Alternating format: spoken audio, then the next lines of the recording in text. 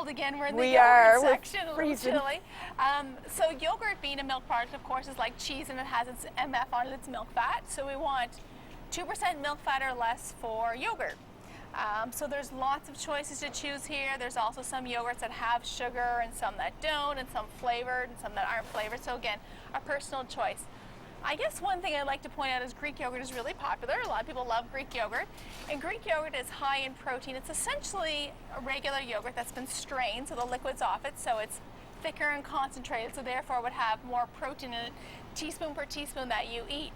But the same principles with all yogurt would apply to Greek yogurt. We want one that's a 2% milk fat or less. So some of them, we have some that are like 9 and 10% milk fat, some that are 2 and 0.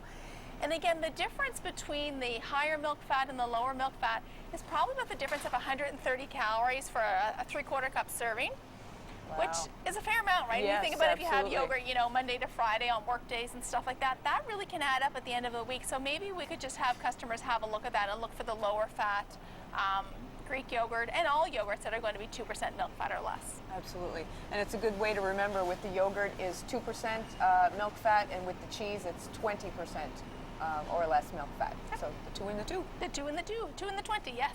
Yep. Absolutely. Here we are in the bean section. So it is recommended that we try to have a vegetarian meal once a week. There's a really big movement, you can actually see it online, called Meatless Mondays, for everyone to go vegetarian or to go meatless on Mondays. And one thing I like to show to customers to try to go meatless and to add some great protein to their diet is these Thompson's 15 bean mix. I love this. I use this all the time. They're great, aren't Yeah. they? So you do have to rehydrate them first. If you throw them into your soup like this, they're going to suck up all your liquid and there'll be Not nothing good. left in your soup. So you have to soak them in water first, but then you could add them to your soup or to a chili or to a spaghetti sauce or whatever the case may be. I sometimes encourage people to cook this whole thing up and have it in the freezer. So again, if you're picking up a can of soup and it doesn't have much to it, you could throw, you know, a little handful of this into it, maybe a handful of your frozen vegetables or the spaghetti mix or the veggie mix that we saw over in the deli section as well, to help make a really hearty soup. And there's a great recipe on the back of this for a chili that everyone loves when they try it. And again, it's a very economical product as well. So it's healthy, high in fiber, good source of protein, economical. So it really hits all the things that we're looking for. Absolutely. I also like to, I cook them up and I throw them in a salad. Oh, great as idea. well. Yes, Yeah, that's just a to really add good a idea. little bit more beef to my salad. Yep. Get you through the day, right? That's right. Yep. Absolutely. Here we are looking in the soup section. So we know that one issue with soup is that it can be very salty, which of course is a concern for all Canadians because most of us don't get our salt from the salt shaker. We get it from processed food. But Campbell's has come out with a really great product that I like, and it's a no added salt beef broth, and as well as it's available in the chicken broth as well. So that's a great product to use if you're making soup, if you're making a stew. Sometimes you want to season foods or use it for a stir fry. You need some beef broth or chicken stock. The one thing to note is that once you open these Tetra Paks, are only good for 14 days once they open. So a couple different options. You can use it up within 14 days. Freeze it. Sometimes people will just freeze the container with a little bit that's in it. But the thing that I like best and I recommend people do is to take an ice cube container, put water or pour this stuff down into it, freeze it, and then once it's frozen, you can pop it out of the ice cube container, put it into a little Ziploc or some frozen storage bag, and then you have almost a tablespoon. So if you need it for a stir fry, you could grab a cube. So it's a good way not to be throwing this out, to make it last and have some healthier choices. That's a great idea. The low salt choice is very, very significant. It has, if we look at it, only about 40 milligrams of salt in it, which is 2% of our daily intake. Wow. If we compare that to the full-fledged beef broth, it has 550 milligrams or 23%, so quite a difference. Wow, that's huge. It is huge, and even there is a 30% less sodium broth available as well, but it has 380 or Still a lot. 16%. So right, so at 40 milligrams, 2%, it really is quite significant to look for the no added salt beef and chicken broth for sure. Nice. Excellent.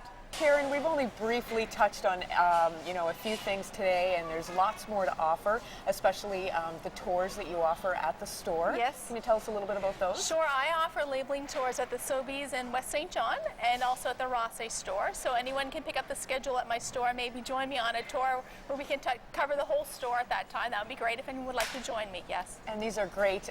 Some of them are free, and you also offer cooking classes. Yes, we offer lots of different classes, diabetes classes, cholesterol classes, introducing new foods, so things like quinoa we're introducing to people, or how to cook with fish. We have weight loss classes as well. Those are all free. And then we have cooking classes. Those are the only ones we charge for because those are done by a chef. And it's a full plate of food that you get with that class as well. Wow! So you do get fed even though Yes, you have to pay for it. So that's a bonus. Yeah. Okay, so tell us refresh on some of the key points that we should remember. Right. So we when started shopping. in the produce department, which is our area. If we think of our healthy plate, over half of our choices should be coming from our vegetables. So we want to fill half our plate with vegetables. Lots of color in this department, and there's lots of color as you can see in this department.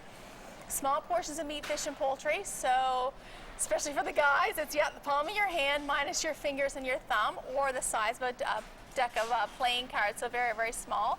We want to look for higher fiber choices. We want to look for lower sodium choices. And it's really important for us to look to see what we're putting into our body. I encourage customers to maybe each week look at a different aisle to see what there is there, to compare the products they have. Perhaps there's a better choice, or even for them to know, yes, I am making the best possible choice for my family. So yes, absolutely. And those numbers on the milk fat again were 2% for yogurt and 20% or less for cheese. Yes, excellent. 2 and 20. So 2 and 20. Good to remember. We hope you've gained some knowledge today to help you advance your lifestyle. Thank you, Karen, for that great tour, and thanks to everybody who participated. Now you have some great tips that you can use to make healthier choices even if you're pressed for time. I'm Rochelle Perkins for Advance Your Lifestyle.